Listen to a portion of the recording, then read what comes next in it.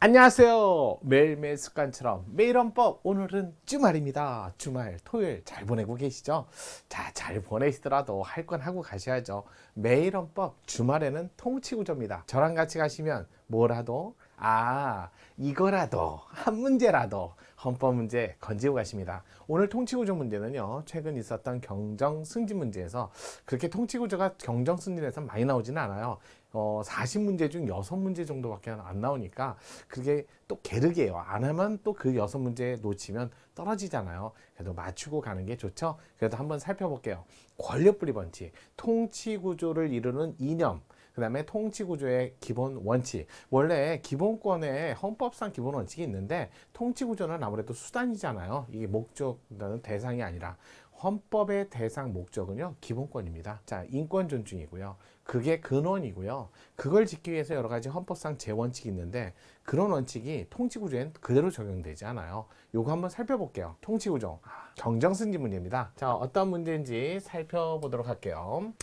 자, 통치구조 권력분리 원칙, 권력분리 원칙에 관한 설명 중 적절하지 않은 것은 이렇게 되어 있죠. 자, 기본적으로 통치구조요. 자, 일단은 권력분리 원칙이니까 요거 살펴보고 나서 한번 문제 같이 볼게요. 자, 통치구조 한번 살펴볼게요. 통치구조. 자, 통치구조는 헌법상 목적이 아니라 수단입니다. 이거는 기본권 보장을 위한 수단이야, 수단에 해당되는 거지. 통치구조 자체가 목적일 수는 없어요. 기본권 보장을 위한 수단으로서 과거 통치구조의 기본적인 이념이라든지 또는 여기에 구성 원리라든지 이런 것도 있어요. 원리. 자, 특히 이념 또 전제 조건이 있죠. 통치구조로의 전제 조건, 뭐 전제 이런 것도 있어요. 특히 이제 법치주의 원리가 통치주의 원리에 적용되는 거고요. 법치주의 원리가 적용되기 위해서는 그 전제로서 자, 요거 권력분립이 이렇게 돼야 된다는 거죠. 솔직히 말해서 권력분립 자체가 이게 기본권 보장을 목적으로 하는, 물론 간접적으로 있죠. 하지만 권력분립은요, 견제와 균형, 체크 앤 밸런스라고 하죠. 또는 통제와 균형 이렇게도 얘기합니다. 자, 같은 말이에요. 견제와 균형, 자, 그다음에 통제와 조화. 그러니까 체크 앤 밸런스예요. 아시죠? 이거. 저한테 영어를 다 요구하지 마시고요. 체크 앤 밸런스, 요게 목적이에요. 그래서 과거 권력 분립을 이권 분립이다, 또 삼권 분립이다. 이거 뭐 중고등학교 때부터 쭉쭉 배워온 내용인데요. 솔직히 말해서 이권 분립 그러면 행정과 입법이 분리되어 있는 형태를 얘기하고, 삼권 분립이다 그러면 입법, 행정, 사법 이런 식으로 구분되어 있는 형태를 우리는 삼권 분립이라고 주로 기본적으로 그냥 상식적 차원에서 대부분 다 알고 있죠. 근데 이거 아세요? 이권 분립이나 삼권 분립이나 공통적인 특징이 있는 거 그거 아세요? 공통적인 특징이 뭐예요? 라고 했을 때 그런 것들을 좀 보시는 게 좋아요. 입법과 행정이 공통적인 특징이에요. 구분되어 있다는 거. 이게 공통적인 특징이에요. 그러니까 입법과 행정을 구분하는 게 바로 권력 분립의 핵심입니다. 어차피 사법은 독립이잖아요. 독립. 자, 독립. 이게 제일 중요하잖아요. 뭐 헌법조문에서도 사법부 그러면 독립, 인적 독립, 물적 독립이 중요하고요. 그다음에 행정과 입법의 분립이 가장 본질적인 영역이에요. 물론 지금은 완전히 절연된 관계는 아니에요. 완전한 절연을 의미하는 게 아니라 과거에는 기관 중심일 때는 완전한 절연을 요구했죠. 지금 그런데 뭐다? 기능 중심으로 발전하면서 그러면서 완전한 절연이 아니라 자, 통제, 조화. 이거 조화, 통제. 항상 권한을 주면 그 권한을 통제할 수 있는 권한이 있어야 돼요. 그래서 이런 얘기하죠. 레벤슈타인이라는 사람이 슈타인 이런 사람이 이런 얘기했어요. 자, 정책 결정, 집행, 통제. 이 중 가장 중요한 게 통제 기능이다. 현대화서는 통제 기능 제일 중요하죠. 지금 보니까 뭐 헌법재판소, 사법부에 대한 많은 사람들이 그거에 대한 잘못된 인식과 잘못된 생각을 가져서 뭐 사법부가 재판해갖고 자신들한테 불리하면 무조건 사법부는 나쁜 뭐 이런 기관으로, 그거 말이 안 되는 거예요. 우리가 왜 사법부에 대한 막대한 신뢰를 주고 그들에게 그런 판단을 하게끔 만들었냐면 우리한테 좋게 해달라는 게 아니라 문제가 발생했을 때 누가 봐도 공정하게 해달라는 거예요. 아니 그들이 생각하는 절차나 그들이 생각하는 정의가 잘못됐다, 그들이 생각하는 답이 잘못됐다 해서 절차도 잘못됐고 그다음에 답도 잘못됐다, 그런 논리는 말이 안 돼요. 그건 진짜 잘못된 자 단체적 어떤 지식이 아니 지식도 아니죠. 그냥 잘못된 관념이 쌓이는 거예요. 그게 무서워요. 신념으로 바뀌면. 잘못된 걸 신념화 시켜버리면 정말 바꿀 방법이 없습니다. 신념화 시키는 거 막아야 됩니다. 잘못된 지식이 신념화되는 건 정말 악보다도 더 안 좋은 거예요. 차라리 적은요, 대비하고 준비하고 우리 곁에 못 두게 만드는데요, 잘못된 걸 신념화 시켜서 우리와 같은 생활을 하는 경우가 생겨버리면 이거 정말 아주 극단적으로 얘기하면 정말 우리에게 해악저 극악에 가까운 현상이에요. 그런 얘기 있잖아요. 착한 바보가 낫다가 아니라 착한 바보가 악보다 못합니다. 이거는 정말 조심하셔야 돼요.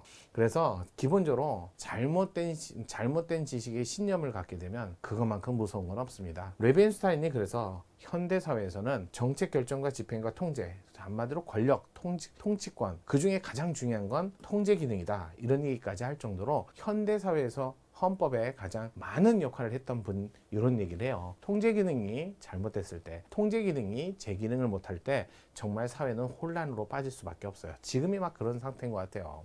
자, 이거 바로 잡아야죠. 그래서 지금은 이렇게 얘기합니다. 권력 분립은 체크 앤 밸런스, 조화와 통제입니다. 항상 조화롭게 기능상 서로 기능적 권력 분립에 따라서 입법부도 행정하고 입법부도 사법하고, 입법부 입법 기능만 있는 게 아니죠. 그 중에 주된 기능은 입법 기능, 행정부도 행정입법하고 행정부도 행정심판하고, 그 중에 주된 기능은 정책 집행 기능, 이렇게 나오는 거예요. 그런데 제일 중요한 건 통제 기능이라는 거예요. 통제되지 않은 권력은 권력이 아니라 독재입니다. 통제되지 않는 시민의식은 잘못된 시민의식으로 갈 수밖에 없어요.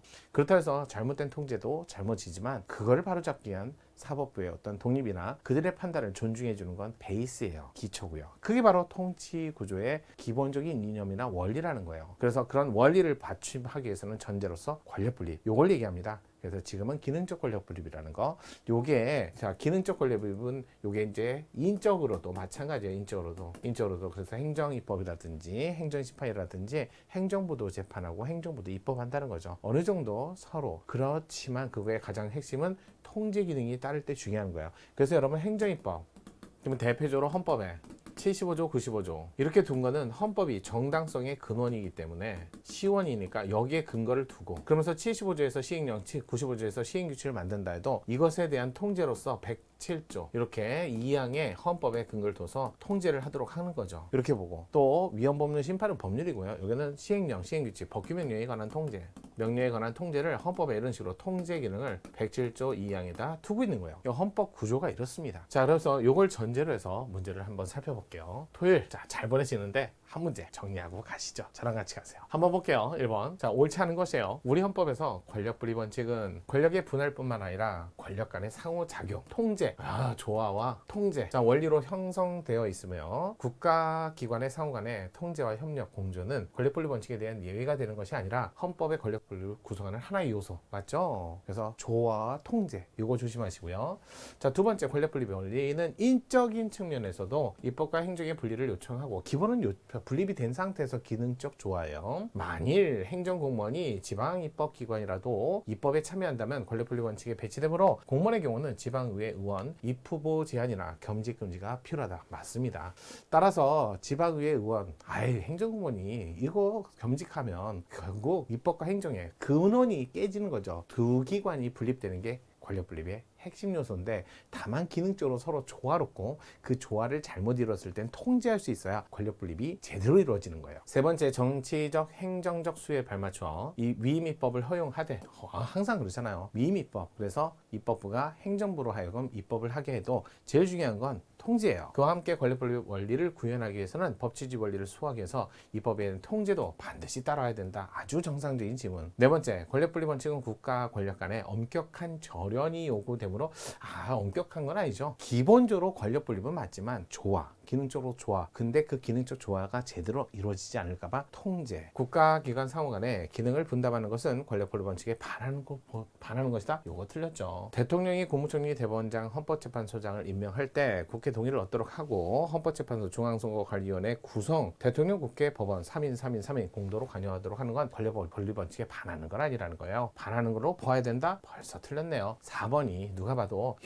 이상하잖아요. 기본적으로 알고 이상한 걸 찾는 거하고 느낌상 찾는 건 좀 차원이 달라요. 저랑 같이 하시면 알고 그러면서 여러분의 정답을 찾을 수 있게 될 것 같습니다. 아이고, 같이 가셔야죠. 그러면 내일도 통치구조로 찾아오겠습니다. 정인영이었습니다.